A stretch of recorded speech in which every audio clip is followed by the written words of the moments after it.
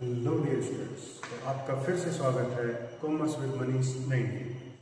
हमारे इस YouTube channel पर हम स्टार्ट करने जा रहे हैं एक नई जर्नी, जिसमें हम आपको क्लास 11th के लिए क्या पढ़ाएंगे, अकाउंटेंट्स।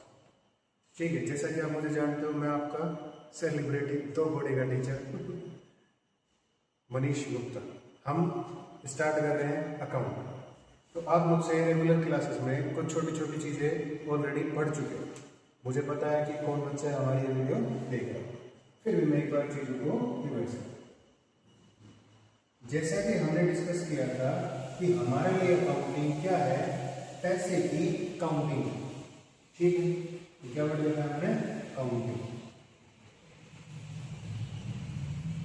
जिसमें हम क्या करते हैं, पैसे की काउंटिंग करते हैं, पैसे का हिसाब किताब रखते हैं। एक बिजनेस के लिए कितना पैसा आता है, उसके लिए कितना पैसा गया, कहाँ उसने खर्च किया, कितना उसका इन्वेस्टमेंट है, कितना वो प्रॉफिट अर्न करता है, कितने वो एक्सपेंसेस करता है, कितने वो डायरेक्ट एक्सपेंसेस करता है, कितने वो मैन्युफैक्चरिंग पे करता है, कितने वो सेलिंग पे करता है, कितना वो एडवर्टीजमेंट पे करता है। इन सभी डिटेल को हम अकाउंटिंग यानी कि काउंटिंग करना अकाउंटिंग है। ठीक है, तो हम आज इसका थोड़ा सा ओवरव्यू लेते हैं, इंट्रोडक्शन का। तो जिसमें सबसे पहले वर्ड आता है, देखो मैं तुम्हें एक छोटी सी चीज डिस्क्राइब करते हुए चलता हूँ। एक होती है बुक कीपिंग,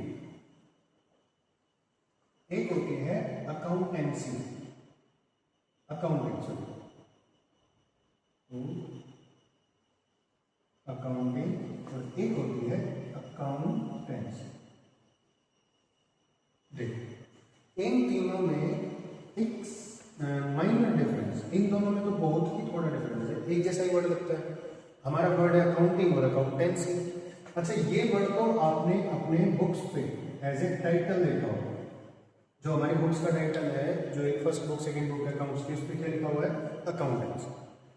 और अकाउंटिंग बुक कीपिंग प्रोसीजर को बोला जाता है, यानी कि जब हमारे बिजनेस ट्रांजेक्शन, इसको बिजनेस ट्रांजेक्शन्स को क्या करते हैं, जर्नल में रिकॉर्ड करना स्टार्ट करते हैं, यानी कि उसकी जर्नल एंट्री प्राइमरी बुक्स में लिखते हैं। ठीक है, तो वो हमारे लिए क्या कहलाती है, बुक कीपिंग कहलाती है, जहां पे हम हमारे जितने भी बिजनेस ट्रांजेक्शन हुए हैं उनको जर्नल यानी कि प्राइमरी बुक्स में रिकॉर्ड करना स्टार्ट करते हैं। अकाउंटिंग प्रोसीजर जो है वो स्टार्ट होता है जब बुक कीपिंग क्या हो जाती है, एंड हो जाती है। जैसे हमारी बुक कीपिंग का क्या होता है, एंड, यानी कि हम रिकॉर्ड करना क्या कर देते हैं, बंद। फिर उसके बाद जो प्रोसीजर स्टार्ट होता है उसको कहते हैं अकाउंटिंग। इस अकाउंटिंग में हम क्या करते हैं, final statement, posting in measures, ठीक है, और हमारे फाइनेंशियल स्टेटमेंट क्या करते हैं, प्रिपेयर करते हैं। तो वो हमारे लिए क्या कहलाएगी, हमारे ट्रांजेक्शन को फर्स्ट टाइम जहां रिकॉर्ड किया जाता है उसको प्राइमरी या जर्नल बुक कहते हैं, जिसमें हम जर्नल एंट्री रिकॉर्ड करते हैं। उसी प्रोसीजर को कहते हैं बुक कीपिंग। जैसे हमारी बुक कीपिंग कंप्लीट होती है तो क्या स्टार्ट हो जाती है, अकाउंटिंग, जिसमें हम हमारी चीजों, हमारे अकाउंट ट्रांजेक्शन का फाइनेंशियल स्टेटमेंट क्या करना स्टार्ट कर देते हैं, प्रिपेयर, फाइनेंशियल स्टेटमेंट प्रिपेयर, जिसमें हम ट्रेडिंग एंड P&L अकाउंट बनाते हैं, जिसमें हम हमारे बैलेंस शीट प्रिपेयर करते हैं, जिसमें हमारे कैश फ्लो स्टेटमेंट्स प्रिपेयर करते हैं। ठीक है, ये कुछ हमारे तीन बेसिक, जर्नली हम दो तरह के फाइनेंशियल स्टेटमेंट प्रिपेयर करते हैं। जो थर्ड है वो कैश फ्लो हमारे लिए कंपल्सरी नहीं है। फिर आती है बात अकाउंटेंसी। अकाउंटेंसी क्या है कि हमें बुक कीपिंग कैसे करनी है, हमें अकाउंटिंग कैसे करनी है, इन सब के क्या रूल हैं, क्या प्रिंसिपल फॉलो करने हैं, वो सब चीजें हमारे लिए कौन प्रिपेयर करता है, अकाउंट। यानी कि अकाउंटिंग और बुक कीपिंग करने का जो तरीका है, जो मेथड है, जो रूल है, रेगुलेशन है, वो हम सब किसमें पढ़ेंगे, कौन बताता है हमें, अकाउंटेंट। इसलिए हमारी बुक का नाम क्या है, अकाउंटेंसी, जो हमें बुक कीपिंग करना और अकाउंटिंग करना सिखाता है। क्लियर हो गया पहुंच गए। तो अब हम चलते हैं हमारे कुछ बेसिक टर्म्स की तरफ। सबसे पहले हम बात करते हैं अकाउंटेंसी,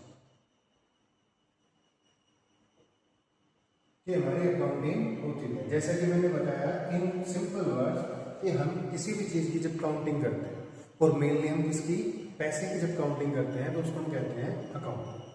इसमें हम क्या करते हैं, देखो इसकी एक बेसिक डेफिनेशन है। ये हमारे लिए क्या है, एक आर्ट हो सकती है या एक प्रोसेस हो सकता है। ठीक है, हम ये लिख सकते हैं accounting is an art of सब क्या है, art of recording, classifying and summarising.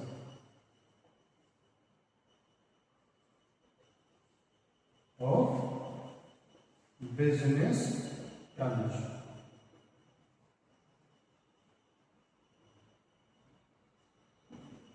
Business transaction को क्या करना, रिकॉर्ड करना, क्लासिफाई करना, समराइज करना। अकाउंटिंग एक प्रोसीजर है जिसमें हम क्या करते हैं, सबसे पहले ट्रांजेक्शंस को आइडेंटिफाई करते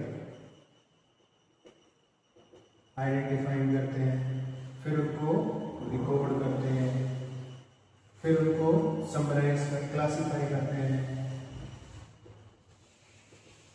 और देन समराइज करते हैं।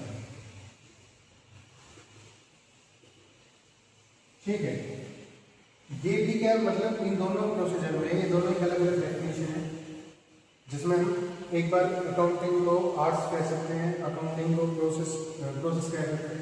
इस प्रोसीजर में हम क्या कर रहे हैं, ट्रांजेक्शंस आइडेंटिफाई कर रहे हैं। क्या आइडेंटिफाई करते हैं इसमें, कि हमें ट्रांजेक्शन रिकॉर्ड करनी है या नहीं करनी।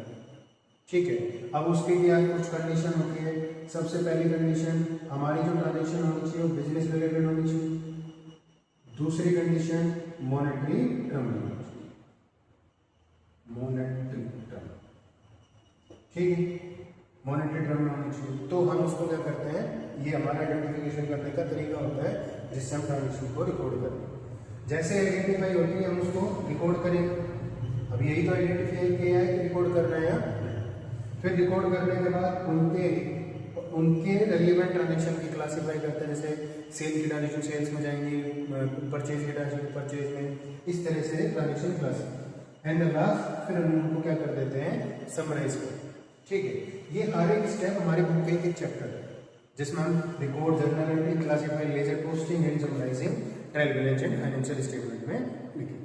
तो ये सब एक अकाउंटिंग को क्या करते हैं, जो भी हमारी बिजनेस ट्रांजेक्शन होती है उनको रिकॉर्ड करना, क्लासिफाई करना और समराइजिंग करना। अच्छा, ये जितनी भी ट्रांजेक्शन है ये सब मॉनेटरी टर्म में, कौन से टर्म में, मॉनेटरी टर्म में ही हम क्या करते हैं, रिकॉर्ड करते हुए चलते। क्लियर है बात? अब हम मूव करते हैं हमारे कुछ बेसिक टर्म्स।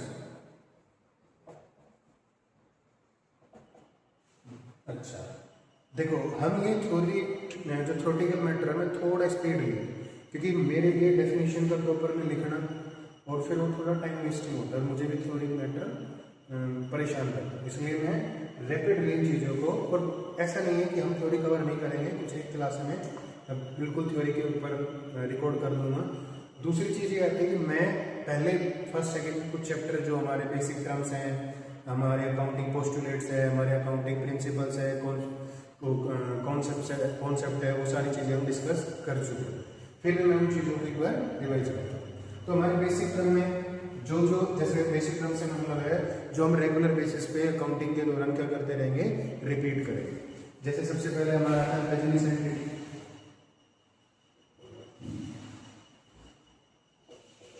बिजनेस एंटिटी क्या है? बिजनेस एंटिटी वो ऑर्गेनाइजेशन है जो बिजनेस कर रही है और जिसके जो हम अकाउंटिंग करेंगे। जैसे कोई भी ऐसा ऑर्गेनाइजेशन जो प्रॉफिट अर्न करने के लिए, प्रॉफिट अर्न के मोटिव से क्या करती है, बिजनेस करती है। जैसे हमारा स्कूल हो गए, हॉस्पिटल हो गए, दुकानें हो गई, उसकी गढ़ इलेक्ट्रॉनिक्स हो गया, ठीक है, गोगी गैराज हो गया, ये सब क्या हमारे लिए बिजनेस एंटिटी। अच्छा, बिजनेस एंटिटी एक ऐसा वर्ड है जो उसको अपने ओनर से क्या करता है, सेपरेट करता है, यानी कि अलग करता है। ठीक है, इसका मतलब होता है, मतलब इसमें हम ये चीजें बताना चाहते हैं कि जो ओनर है और उसका जो बिजनेस है वो दोनों क्या है, सेपरेट पर्सन। हम किसके लिए अकाउंटिंग करेंगे, बिजनेस के लिए अकाउंटिंग करेंगे, बिजनेस एंटिटी। तो कोई भी नेम, कोई भी स्कूल, ठीक है, हॉस्पिटल, हमारी कॉर्पोरेट सेक्टर में कंपनी जैसे यूनिचार में, डाइकिन है, ठीक है। तो ये सब हमारे लिए क्या है, जितने भी हमारे सब ये है बिजनेस एंटिटी में काउंट हो जाता है। दूसरा वर्ड आता है हमारे लिए कैपिटल। अच्छा, कैपिटल क्या है? कैपिटल ओनर्स की यानी कि ओनर की वो इन्वेस्टमेंट है जो वो बिजनेस को कैरी करने के लिए करता है, जो फंडिंग करता है ना बिजनेस को, कोई पैसे लगाता है कि कोई भी काम करने के स्टार्ट करने के लिए कुछ पैसों की जरूरत पड़ती है बेसिक चीजों को अरेंज करने के लिए, उस पैसे की जो जरूरत है कौन पूरी करता है? ओनर। और ओनर को वो जो इन्वेस्टमेंट करता है उसको कौन की भाषा में क्या कहते हैं? कैपिटल कहते हैं, ठीक है। एक वर्ड आता है हमारा डेटर, एक वर्ड आता है हमारे क्रेडिटर। अब ये है ना, तुम ये सारी चीजें मैं तुम्हें ऑलरेडी डिस्कस करके पूरी प्रॉपर क्लास में बता चुका। डेटर क्या होता है? डेटर वो कस्टमर है जिसको हमने गुड्स सोल्ड किए, क्रेडिट बेसिस पे हमने उससे पैसे, हमने उसको पैसे उधार दिए। तो बेसिकली ये वो कस्टमर होता है जिसको हमने क्रेडिट बेसिस गुड्स सोल्ड किए, ठीक है। तो उसको हम डेटर्स के नाम से मेंशन या फिर रिप्रेजेंट करते हैं। क्रेडिटर वो पर्सन है यानी कि वो एक सप्लायर है जो हमें क्या करके गया है? क्रेडिट बेसिस पे गुड्स सोल्ड करके गया, या फिर हमने क्रेडिट बेसिस पे गुड्स क्या करे हैं उससे परचेज कर, ठीक है। तो वो हमारे लिए क्या कहलाएगा? तो जो सप्लायर हमें क्या करता है क्रेडिट बेसिस पे गुड्स जिससे हम परचेज करते हैं, वो जो कुछ बेच के जाता है वो हमारे लिए कहलाएगा क्रेडिटर करता है, ठीक है। हम एक बात करेंगे असेट्स के बारे में। असेट्स हमारे लिए वो इकोनॉमिक रिसोर्सेज होते हैं जो हमें फ्यूचर में भी बेनिफिट्स प्रोवाइड कराते हैं। हमें, मैं मेरी सिंपल भाषा में कहूँ तो जो भी हमारी चीज़ें हमें रिलीफ फील कराती है ना, वो हमारे लिए लाइक असेट्स होते हैं।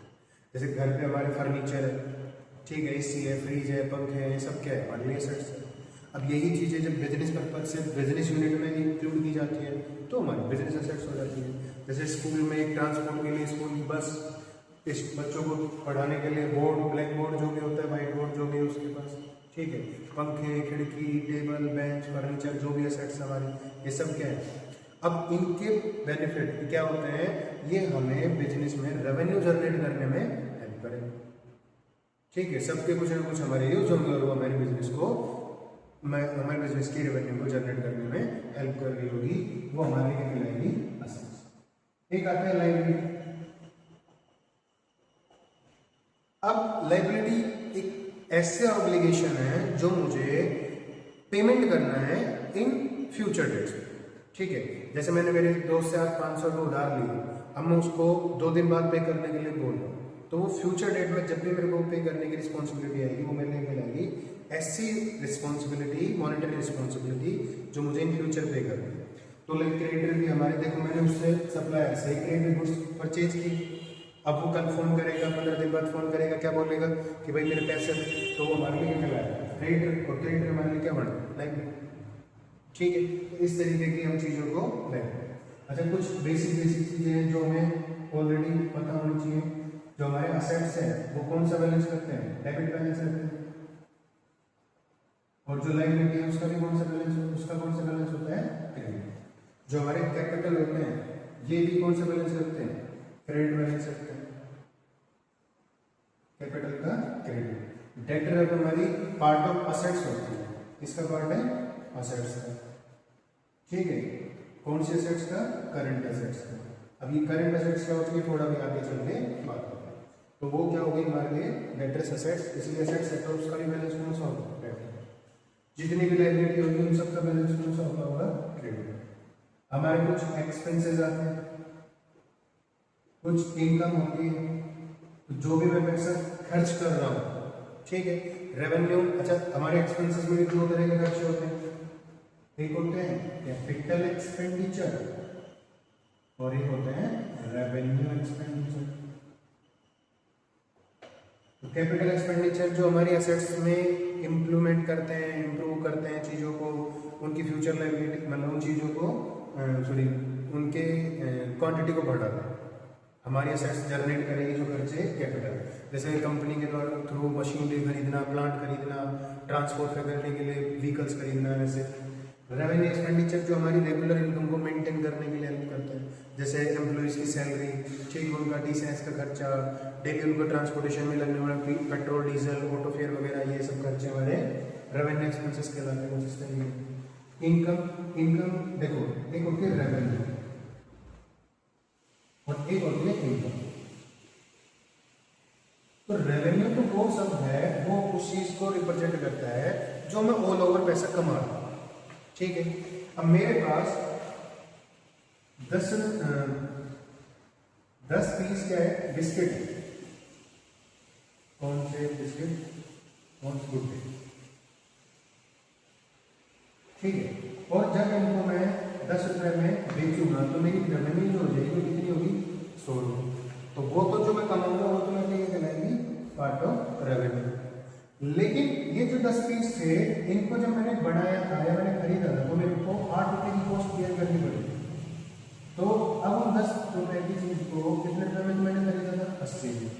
तो ये जो 20 रुपए कहलाएगा वो हमारे प्रॉफिट या इनकम है, ठीक है। प्रॉफिट भी नहीं है, इसमें बहुत सारी एडजस्टमेंट बाकी होती है, लेकिन इसको हम क्या कहेंगे, इनकम इंक्लूड करेंगे इनकम में ही। अब इसको तो एक सिंपल भाषा में मान लो, जो भी हम रेवेन्यू का जनरेट कर रहे हैं, पैसा कमा रहे हैं, वो हमारे लिए कहलाएगी रेवेन्यू या इनकम। क्लियर? तो देखो हमने क्या क्या पढ़ा, हमने business entity, capital, assets, liability, debtor, creditor और भी। एक आएगा स्टॉक, देखो, या इसको कहते हैं इन्वेंटरी। अच्छा, इसको समझने के लिए मैं तुम्हें एक वर्ड के पास लेके चलता हूं पहले, गुड्स और असेट्स। अभी तुमने असेट्स के बारे में तो देखा, जो तुम्हें फ्यूचर बेनिफिट या इकोनॉमिक बेनिफिट, वो रिसोर्सेज जो हमें बेनिफिट प्रोवाइड कराते हैं, हमें प्रॉफिट अर्न करने में हेल्प करते हैं, वो हमारे लिए कहलाती है असेट्स।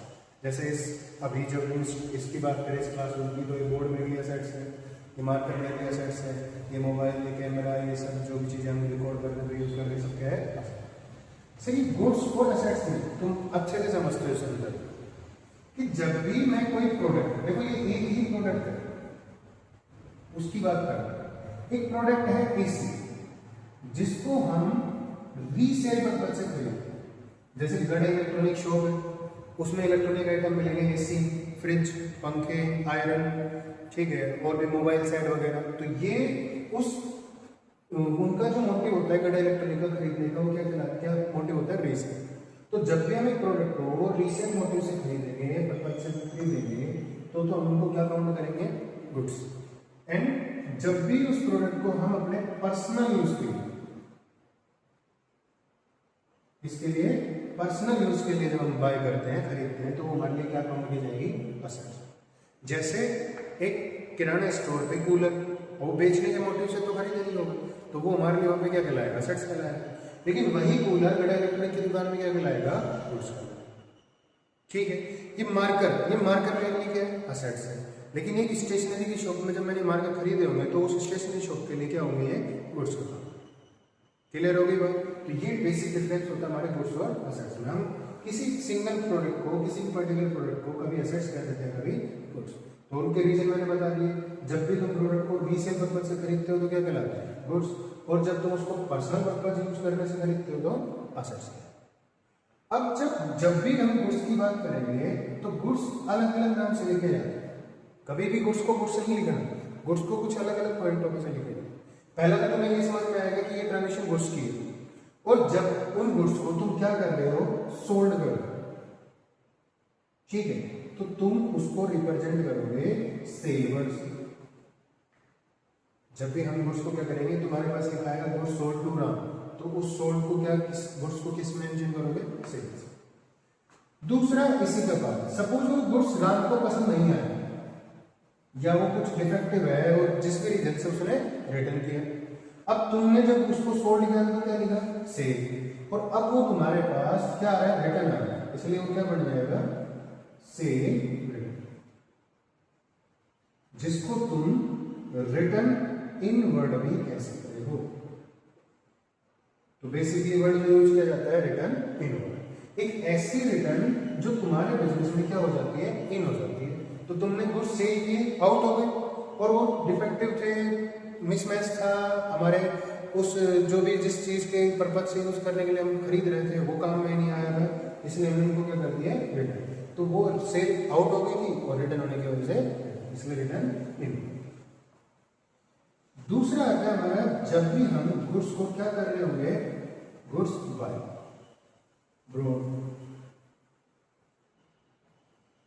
बोट कर रहे हैं, या फिर हम सीधे सीधे लिख रहे हैं परचेज। ठीक है, जब भी हम गुड्स बाय कर रहे हैं, परचेज कर रहे हैं, तो हम उसको रिप्रेजेंट करेंगे सिंगल वर्ड से, जिसका नाम क्या होगा, परचेज। यानी कि कभी भी उसको हम गुड्स परचेज, गुड्स बाय नहीं लिखेंगे, हम सिर्फ क्या लिखेंगे, सिर्फ परचेज। ठीक। और दूसरी बात, अब जब मैंने खरीदे तो मेरे पास तो क्या हो गया, इन। मैंने जब गुड्स परचेज किए तो मेरे पास बिजनेस में क्या हो गया, इन।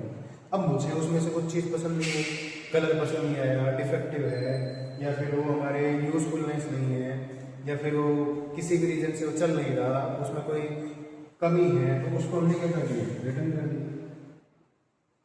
तो जब मैंने खरीदा था इन हुआ था, अब मैं रिटर्न करूंगा तो क्या हो जाएगा, आउट। इसलिए इसको हम रिटर्न आउटवर्ड भी कह सकते इसको। और ये जो रिटर्न होगी ये क्या बन जाएगी, परचेज रिटर्न। तो सिंपल सी बात है, जब भी तुम गुड्स बेचोगे तो सेल लिखोगे, और वो बेचे हुए गुड्स अगर तुम्हारे पास रिटर्न आ गए तो उसको सेल रिटर्न या रिटर्न नोट लिखोगे। जब भी तुम गुड्स खरीदोगे तो गुड्स बाय करते हुए या परचेज करने के लिए तुम क्या वर्ड यूज करोगे, परचेज। और जब तुमने रिटर्न कर दिया तो तुम उसको रिटर्न आउटवर्ड या परचेज रिटर्न के साथ क्या करोगे, डिनोट करोगे, रिप्रेजेंट करोगे। और एक लास्ट वर्ड आ जाता है, अब तुमने कुछ 10,000 के गुड्स खरीदे,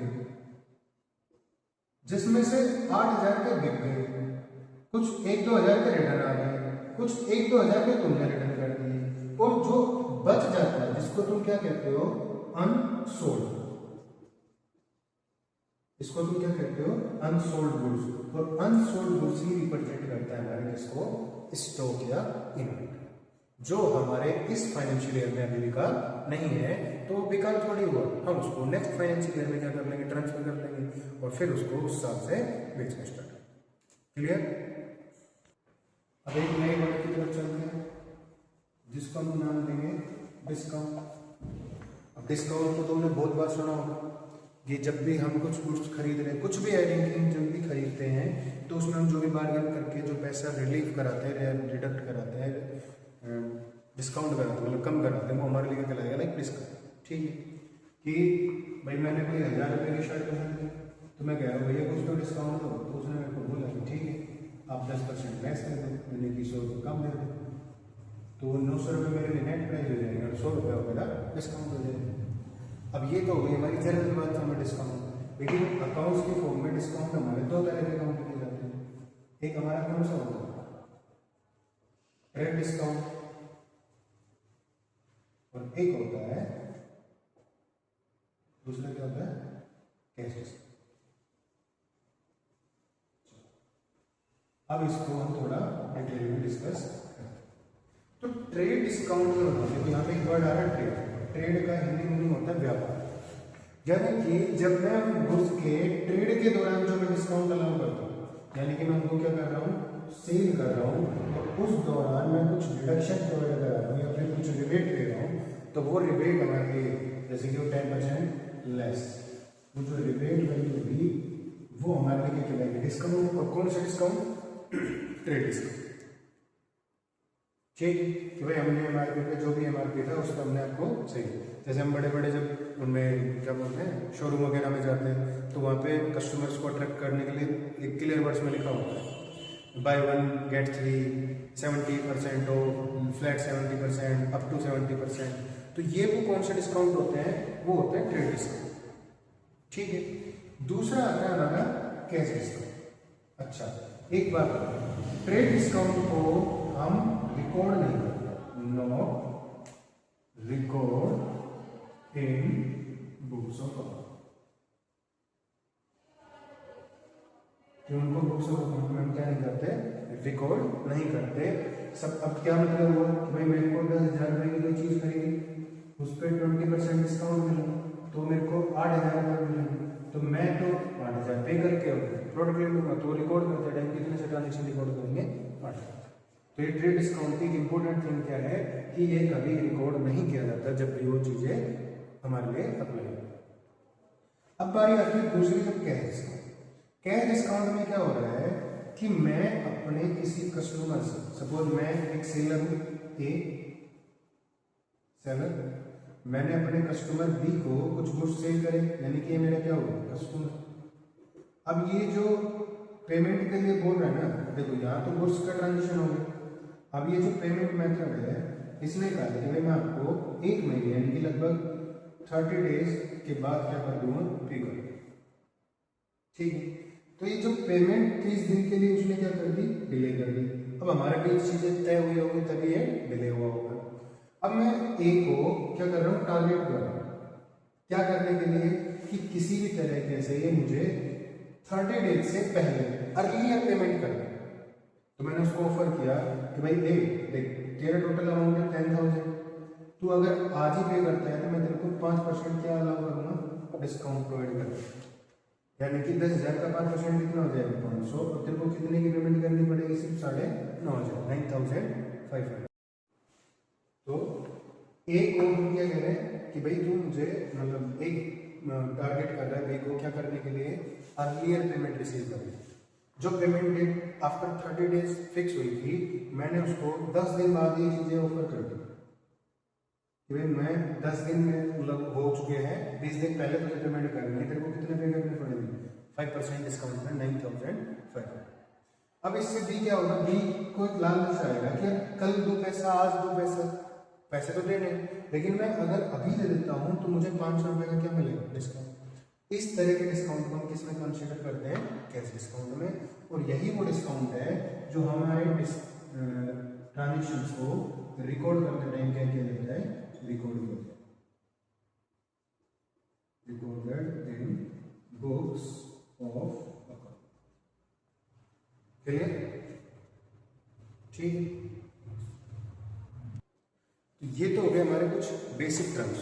देखो बेसिक चीजें ही हमने कवर करी इसमें, क्योंकि मैंने पहले बोला है कि थ्योरेटिकल मैटर को हम थोड़ा रैपिडली लेंगे, ठीक है, क्योंकि हमारा जो पॉइंट, तो हमने भी बात करी थी कि भाई जो हमारा थ्योरेटिकल मैटर है थोड़ा हम रैपिडली लेंगे, क्योंकि हम पहले डिस्कस कर चुके हैं, और जैसा कि आप लोग चाह रहे थे कि हमें प्रैक्टिकल चीज़ों से एक बार समझाओ चीज़ों को अच्छे से, तो हम उसी की तरफ क्या कर रहे हैं।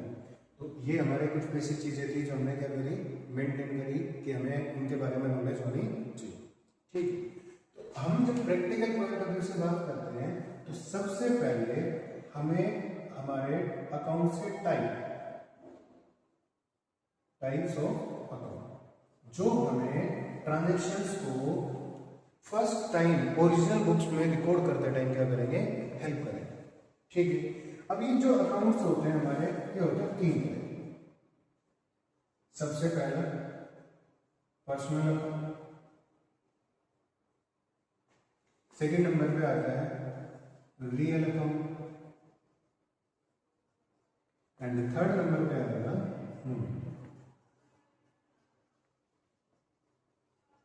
नॉमिनल अकाउंट, ठीक है। यानी कि जब भी तुम्हें अकाउंट्स में अपने बुक्स में original books of entry record करनी है, ओरिजिनल बुक्स ऑफ अकाउंट में जब जर्नल एंट्री रिकॉर्ड करते हो, यानी कि ट्रांजेक्शन को जब फर्स्ट टाइम रिकॉर्ड करते हो जर्नल एंट्री में, तो हमें क्या फॉलो करने होते हैं, एक 3 टाइप्स ऑफ अकाउंट्स के कुछ रूल। जैसे अब देखो मैं कैसे क्लियर करता हूँ चीज़ों को। जब हमें डेंटिस्ट की मतलब दांतों की प्रॉब्लम होती है तो हम किसको ढूंढते हैं, डेंटिस्ट को। जब हमारे को सर की तकलीफ है, सर दर्द कर रहा है, माइग्रेन की प्रॉब्लम है, तो इन चीज़ों के इलाज के लिए किसको ढूंढते हैं, न्यूरोसर्जन को। जनरली बुखार जुकाम खांसी है, पेट दर्द है, तो हम जनरल फिजिशियन के पास चले जाते हैं। तो इन जैसे डॉक्टर स्पेसिफिक होते हैं, वैसे ही हमारे ट्रांजेक्शन के कुछ स्पेसिफिक रूल्स हैं, स्पेसिफिक नेचर, कि भाई ट्रांजेक्शन हमारी पर्सनल नेचर की हो सकती है, वो उसमें इंक्लूडिंग जो भी अकाउंट्स है वो रियल नेचर के हो सकते हैं, वो नॉमिनल नेचर के हो सकते हैं। तो उन पर अब जो जिस नेचर का होगा उसी नेचर से उसका इलाज किया जाएगा, ठीक है, जैसे पर्सनल नेचर की होगी तो पर्सनल के रूल अप्लाई हो जाएंगे, रियल की होगी तो रियल के रूल अप्लाई हो जाएंगे, और नॉमिनल की होगी तो नॉमिनल के रूल अप्लाई हो जाएंगे। और इन रूल्स को हम कहते हैं गोल्डन रूल। ये एक पुरानी परंपरा है अकाउंट्स को मेंटेन करने के लिए। जब भी हम जर्नल एंट्री रिकॉर्ड करेंगे तो हम क्या अप्लाई करते हैं, गोल्डन रूल। ठीक है, जो सदियों से चलेगा। अब हमारी जो ICAI है, the institute of chartered accountant of India, उन्होंने उन चीज़ों को थोड़ा इंप्रूव करके कुछ नए नए मेथड बता दिए, शॉर्ट कर दिए, जिससे हम इजीली उन ट्रांजेक्शन को रिकॉर्ड करते हुए चलते हैं, जो कि हमारे सिलेबस में गिवन है। लेकिन हमें इनकी भी नॉलेज होनी चाहिए। देखो, बेसिक चीज़ें जब तक हमें नहीं पता होगी तब तक हम उन चीज़ों को कवर नहीं कर पाएंगे। ठीक है, इसलिए हमें थोड़ा एडवांस पढ़ते हुए चल रहे हैं। अब ऐसा नहीं है कि सर 11वीं है 11th है तो नॉन बोर्ड है, कोई दिक्कत ही नहीं है। हमने आज से पहले कभी भी अकाउंटेंसी नहीं पढ़ी थी। ठीक है, हम हिंदी पढ़ते हुए आ रहे हैं, इंग्लिश पढ़ते हुए आ रहे हैं, हमने साइंस भी पढ़ी थी, हमने मैथ्स भी पढ़ी थी, हमने सोशल साइंस भी पढ़ी थी। तो कुछ एक सिलेबस है जो थोड़े हिंट मतलब उनसे हमें नॉलेज होती है। लेकिन अकाउंट हुआ, इकोनॉमिक्स हुआ, बिजनेस हुआ, ये बिल्कुल डिफरेंट सब्जेक्ट है। तो तुम्हें अगर अपना बेस एक स्ट्रॉन्ग करना है तो तुम्हें 11 से ही चीज़ों के ऊपर क्या करनी पड़ेगी, कमांड करते हुए चलनी पड़ेगी। इसीलिए हम सारी चीज़ों को डिटेल में पढ़ते हुए चलेंगे। तो आते हैं हमारे टॉपिक। तो हमारे जो टाइप ऑफ अकाउंट्स है जिनके हिसाब से हमारे अकाउंटिंग एंट्री रिकॉर्ड की जाती है, वो कितने तरह के होते हैं, 3। First personal account, second real account and third nominal. ठीक, अब सर प्रॉब्लम ये आती है कि आपने बता दिया कि 3 अकाउंट है, पर्सनल, रियल, नॉमिनल। किस ट्रांजेक्शन पर किसके रूल अप्लाई होंगे, वो कैसे काउंट करें, कैसे पता करें, कैसे मुझे समझ में आएगा कि मैं इस पर ये मतलब ये चीज़ें अप्लाई कर सकता हूँ या रूल फॉलो कर सकता हूँ। तो उसके लिए सबसे पहले हमें उनकी आइडेंटिफिकेशन पता होनी चाहिए। आइडेंटिफिकेशन। अच्छा, इस वीडियो के दौरान तुम्हें मैंने जितनी भी स्पेलिंग मिस्टेक करनी है वो सारी कमेंट करनी है रॉन्ग विद करेक्ट, कि मैंने तो गलत लिखी है और उसकी करेक्ट मीनिंग मतलब करेक्ट जो स्पेल होगा वो ये। ठीक है, देखते हैं कितने बच्चे फोकस करके पढ़ते हैं इन चीज़ों को। और ये मैं हमारे स्कूल के बच्चे जो भी हो तुम सारे तुम्हारे लिए स्टार्ट कर रहा हूँ। बाहर के बच्चे भले देखे ना देखे, लेकिन जो ये तुम 30-40 बच्चे जो मेरे टच में हो उनके लिए। ठीक है, तो तुम्हें देखनी है, सबके लाइक आने चाहिए और एक दूसरे के साथ शेयर करोगे। और जो भी मैं स्पेलिंग मिस्टेक कर रहा हूँ उनको क्या गलत लिखा है और क्या रॉन्ग लिखा है, सॉरी करेक्ट आएगा, वो तुम्हें कमेंट करके बताना। ठीक है, चलो तो सबसे पहले हम बात करते हैं इनकी पहचान क्या है।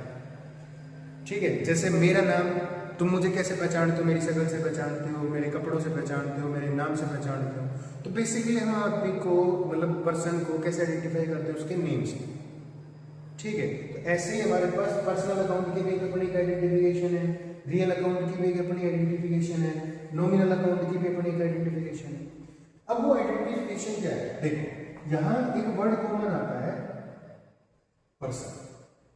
पर्सनल अकाउंट में कॉमन वर्ड क्या आ रहा है, मतलब एक यूनिक वर्ड जो निकल रहा है इसमें से निकल रहा है पर्सन। यानी कि जब भी हम पर्सनल अकाउंट के रूल अप्लाई करेंगे वो 2 तरह की चीजों पे करेंगे। वो 2 तरह की नहीं, एक ही चीज है। सबसे पहले नेम ऑफ नेचुरल पर्सन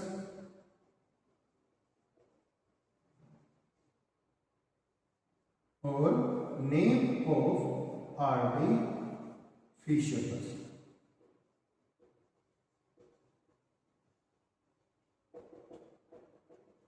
कौन कौन से पर्सन होंगे, नेचुरल और आर्टिफिशियल पर्सन। अब ये सर नेचुरल पर्सन और आर्टिफिशियल पर्सन कुछ कंफ्यूज कर रहे हैं।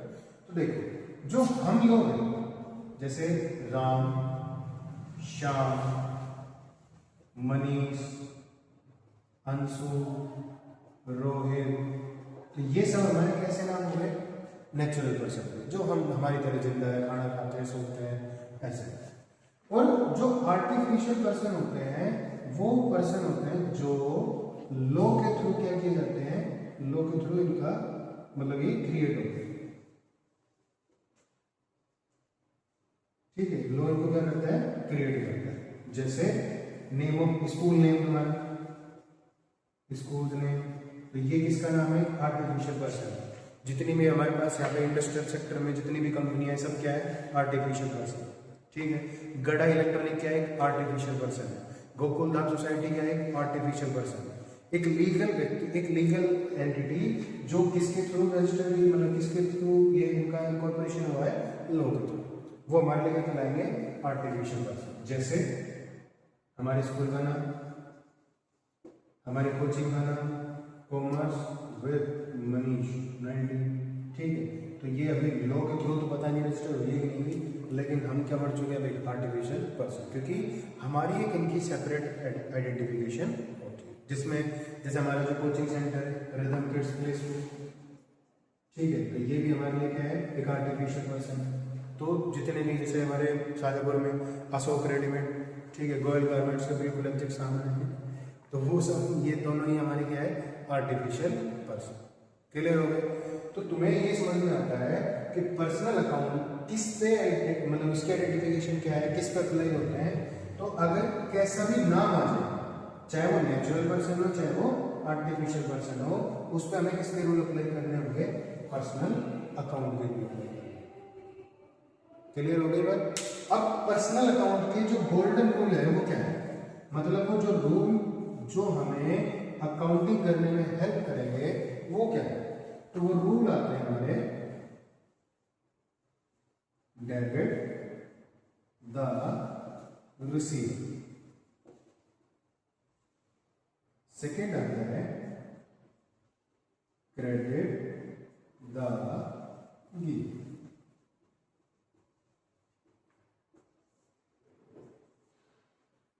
तो वो गोल्डन रूल हमारा क्या होगा? अब ये सारी चीजें तुम्हें नोट करते हुए चलनी, थ्योरेटिक तो भले ही मत नोट करना, लेकिन ये type of account, golden rule, personal, real, nominal, इनमें क्या क्या आता है, कौन कौन से पर्सन, किस तरह के नाम और उसका रूल। वो रूल क्या कहते हैं? Debit the receiver. अब ये डेबिट क्या है? देखो, जब भी हम हमारी ट्रांजेक्शन को रिकॉर्ड करने चलेंगे तो हम फॉलो करते हैं डबल अकाउंटिंग सिस्टम। ठीक है, डबल एंट्री सिस्टम जिसको कहते हैं, जिसमें हमारी जब एक जर्नल एंट्री होती है तो उसमें कुछ एक डेबिट होता है और कुछ एक क्रेडिट साइड होता है। तो हमें डेबिट साइड में किसको रिप्रेजेंट करना है? उस पर्सन को जो हमारा क्या कौन होगा? रिसीवर। और क्रेडिट साइड में रिप्रेजेंट करना है उस पर्सन को जो हमारे लिए कौन होगा? गिवर। ठीक है। अब एक देखो, एक ट्रांजेक्शन पे हो सकता है दोनों में पर्सनल अकाउंट के रूल अप्लाई हो जाए, पर्सनल प्लस रियल हो सकते हैं, personal plus real plus nominal हो सकते हैं, रियल प्लस नॉमिनल हो सकते हैं, जिस तरह के। लेकिन जब भी कोई नाम आएगा उसमें तो सिर्फ किसके अप्लाई होंगे? पर्सनल।